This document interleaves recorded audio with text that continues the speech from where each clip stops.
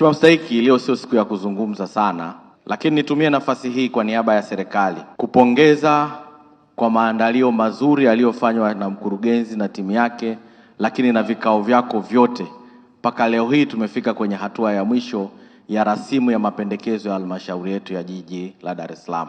Mheshimiwa Mstahiki na mwenyekiti wa kikao, sababu za kupongeza zipo.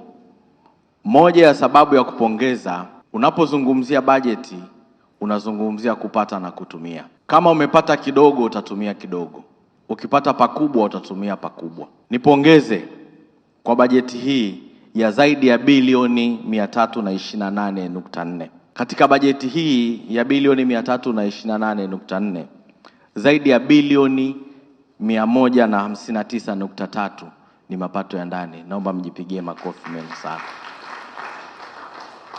Mngekuwa mnapata bilioni 100, hii bilioni 50 msingekuwa na matumizi nayo. Mmepata sana, mtatumia sana. Mheshimiwa Mstahiki, kutumia ni jambo jingine. Unatumia kwenye nini? Nilikuwa napitia bajeti yetu. Ni bajeti ambayo inaakisi maisha na matakwa ya Wanailala.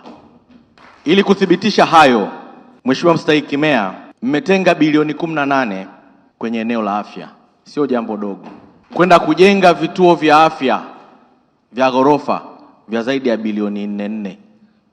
Sio kila halmashauri inaweza kufanya. Lakini dhamira ya wajumbe wa baraza, dhamira yako mwenyekiti na mkurugenzi na watendaji ndio imewapeleka hapa.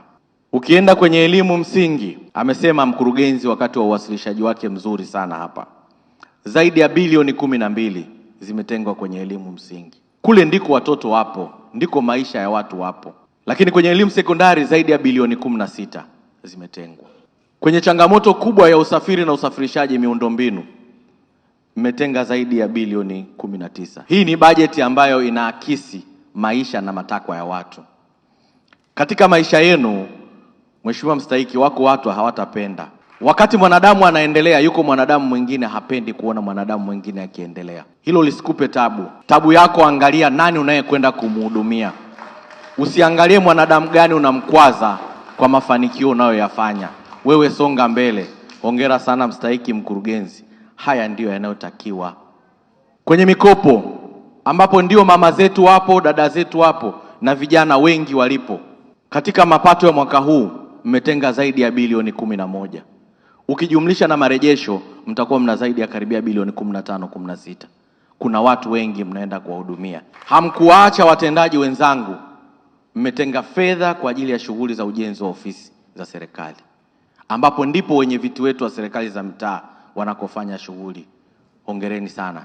Maana yake waheshimiwa madiwani mmewajali wenye viti wa serikali za mitaa, lakini waheshimiwa madiwani mmejali ofisi zenu ambazo ndizo mnatoa utawala.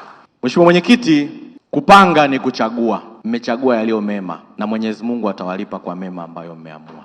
Kubwa, twendeni tukayasimamie haya. Tukasimamie hii bajeti ni nzuri. Nimekaa kwenye hii halmashauri kama mwaka wa 3 wa 4.